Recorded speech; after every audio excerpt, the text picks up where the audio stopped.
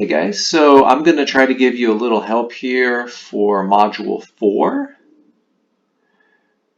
Oh, this is going to focus on open-ended questions, meaning that you're going to be writing a sentence, probably, or longer. Basically, the important things you need to know are that the idea is what is important. It's okay if your grammar is off, but you have to have the right ideas. And in some of the easier questions like this, when you just take information, you can basically just copy from the text. But then later, as it gets more challenging, you're going to have to think about it in your own way. You're going to have, like here for the ones that you would have to read and then think about it, those would be more difficult. For this part right here, this question is a little difficult. Your answers for activity 3, you should probably use to, let's say for example, to encourage, or you can put encouraging. You can put to and then the verb, or you can have the verb in the ing form. That's going to be what they want right there.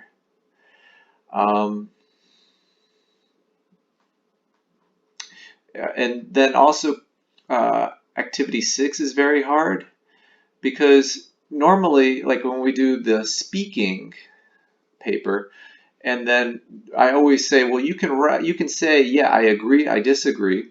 When you're doing a reading paper, then your reasons here should be something based on what you have read. These questions could be more of like a topic. Instead of one little paragraph that would have the answer, it could be throughout the whole reading. So it's going to be more difficult. You're going to actually really have to understand the whole passage, the whole article, and then when it says give one reason, you're going to have to find a reason from the reading in there. That's one thing that they really want. And that can be difficult because sometimes maybe you know more than what is in the article, but they really want you to give a reason that is from the article. Okay, so now I'm going to go and do the reading. And I'm going to cover a lot of the questions, but it's not going to be directly on the, you can go along with your book as I'm reading. I think that would probably be the best way. Let's go ahead and look at the title, Smartphone Apps Encouraging Young People to Smoke. We need to make sure we always understand the title. So you know smartphone apps, encouraging. That means you try to get somebody interested in something. I encourage you guys to spend a little time with English every day, watching the movie, TV show, listening to music, reading. So I encourage you to do that. Okay. Public health officials say tobacco companies are avoiding a worldwide ban on youth-targeted advertising by marketing smartphone applications or apps designed to entice young people to smoke. So right here, a ban means when you can't do something. For example, there's a ban on gambling or a ban on smoking at school. It's just something you're not allowed to do. Here, the ban is a tobacco company. Tobacco means the cigarette companies. I think tobacco in Chinese is yen. They're not allowed to have a TV commercial trying to sell cigarettes to kids. And that they're able to get around it. They're able to still promote cigarettes to kids. That's what this is saying up here. And it's designed to entice. That means to get people interested. Armando Peruga is program manager for the World Health Organization's Tobacco-Free Initiative. He says there is a popular new type of software that's proliferating in internet app stores and being downloaded to young people's mobile devices and smartphones. This is one of your questions. What do you think proliferating means? So let's just read that sentence. He says there's a popular new type of software that's proliferating in internet app stores and being downloaded. Well, proliferating means it's growing, becoming more popular, getting trendy. There's many ways that you can say this. These mobile apps glorify smoking, makes it look cool. That's what this means, to make it look good. And encourage children to use tobacco products. Paruga describes one such app he recently discovered online.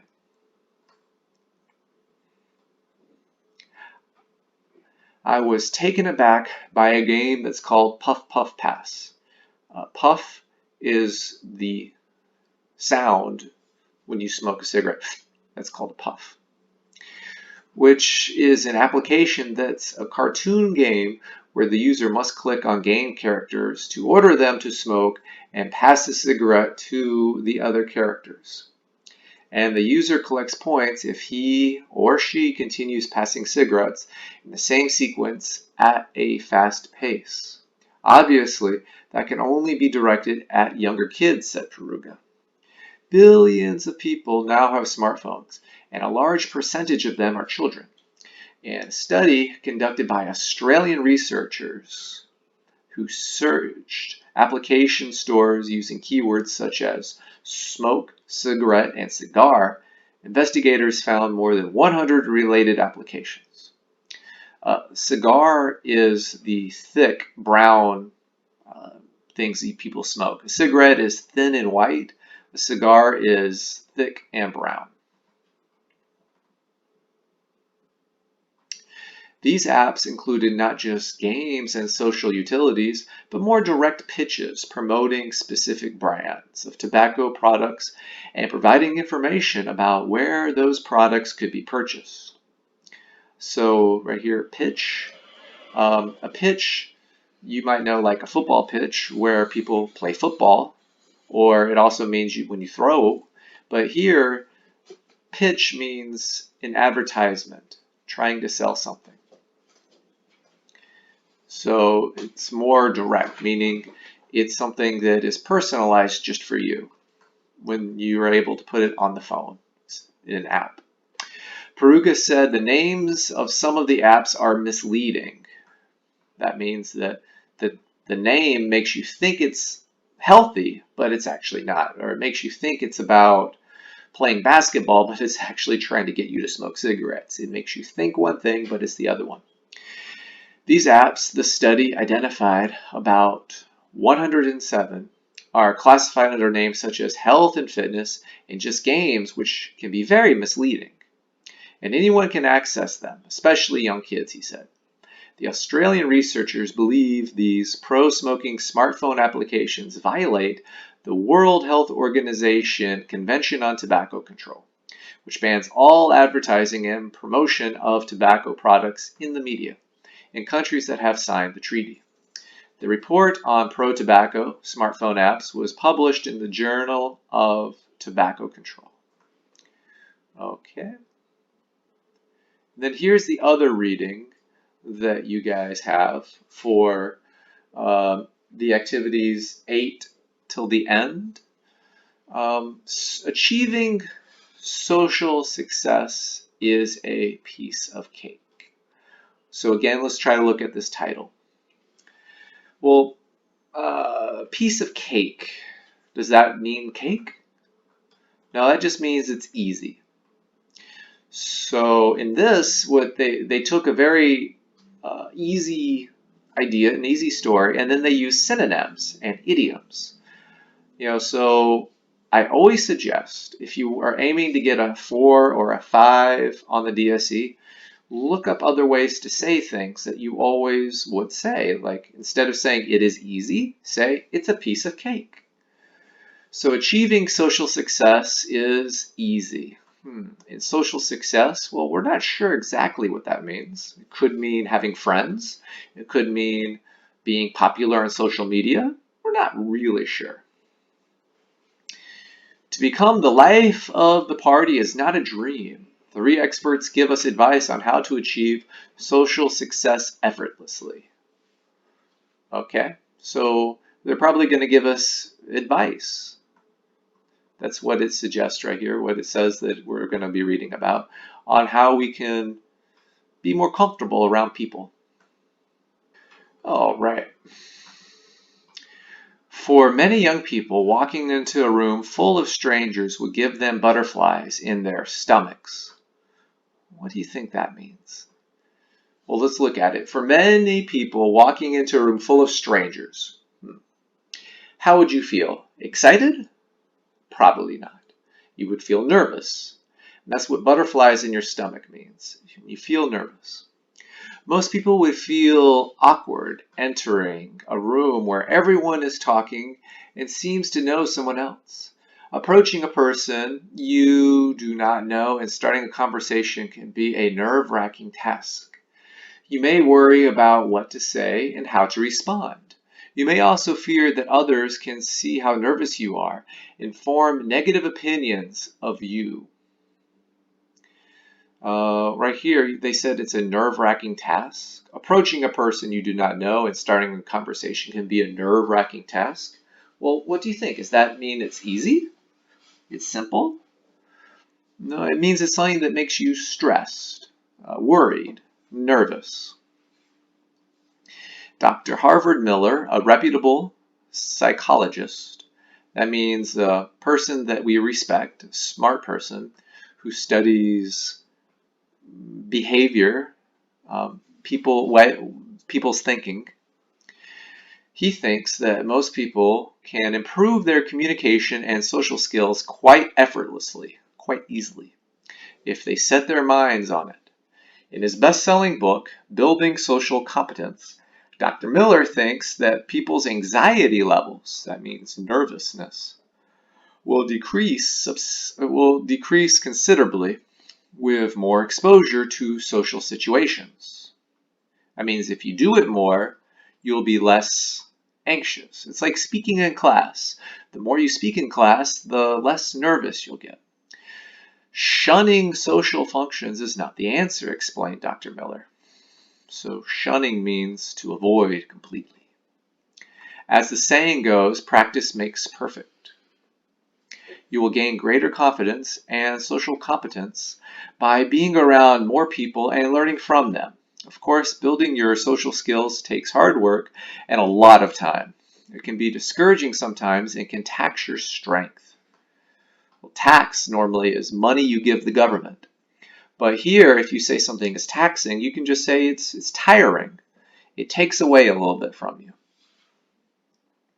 To improve social competence, Monica Leung Wing Mei, a socialite, meaning a person who likes to be around with people, a very popular person, in Hong Kong suggests that people observe others who have great conversational skills. Some people are just born networkers. They can relate to others instantly and draw people to them. They can talk confidently on a variety of topics. They show great interest in others and are liked by everyone, explained Monica. She added, of course, your mood and attitude will have a great impact on how well you perform in social situations. If you have the right attitude, you'll be able to pull it off in any social situation. Dr. Miller thinks that we should start by setting a goal for ourselves. For example, we should set a target of how many new friends we can make at a social function. Admittedly, it is awkward to go up to a stranger and introduce yourself. However, you will be surprised how friendly people actually are. Remember that other people might be in the same boat as you are. That does not mean a boat. Can you guess what that means?